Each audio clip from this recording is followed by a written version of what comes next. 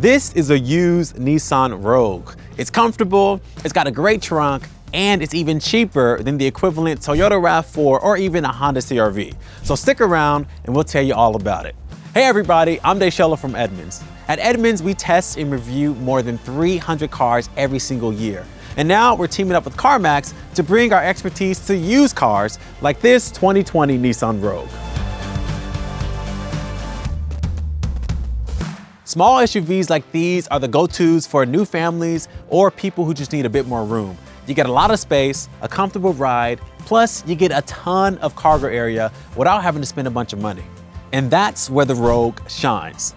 This version of the Nissan Rogue came out in 2014 and was on sale through 2020.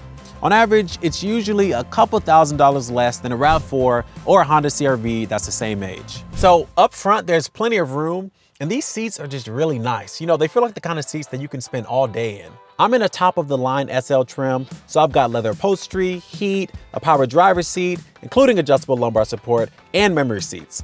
Now you can drop down to the mid-range SV trim and still get heat and the power driver's seat, but you won't get leather or memory seats. So the driver's seat is set for me, and I'm 6 feet tall and I have a decent amount of leg space, but I will say, if 3 adults sit back here, whoever's in the middle is gonna be squished. But 3 teens should be able to fit back here just fine. Now what's nice is that the seat back does recline, and check this out. The seats slide forward and back. So more leg room, more trunk room, more leg room. You can fit 2 car seats back here, no problem.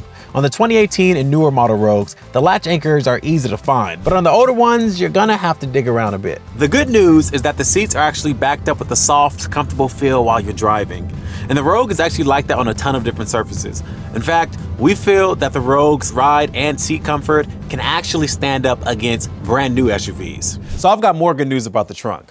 Rogues like this actually have one of the biggest cargo areas you can get. And what sets it apart is the way that Nissan manages it.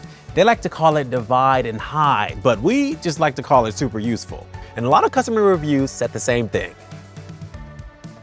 You've got a big floor with a hidden compartment underneath, and you can get a good 1, 2, 3, 4, 5 suitcases back there. Or I can even make a shelf to stack groceries.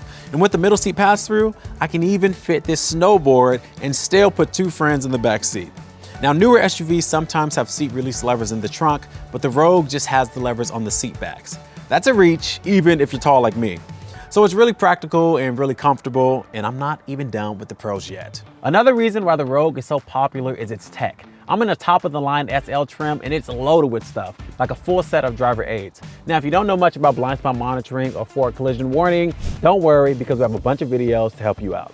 But here's what you need to know if you're shopping. Before they were made standard in 2017, these features could be hard to find. So if you want the most tech bang for your buck, look for a 2018 or newer model. And if you want adaptive cruise control, which automatically adjusts your speed based on the car ahead of you, you need to look for a mid-level SV trim or a top-of-the-line SL trim, because that feature was never offered on the base S trim.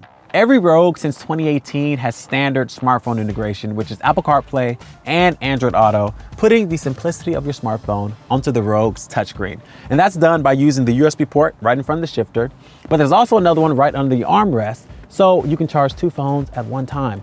And no, sorry, there's no charging ports in the back. That's a lot to keep track of, so to make it simple, techies should look for the top-tier 2018 Rogue SL or later models to get the good stuff.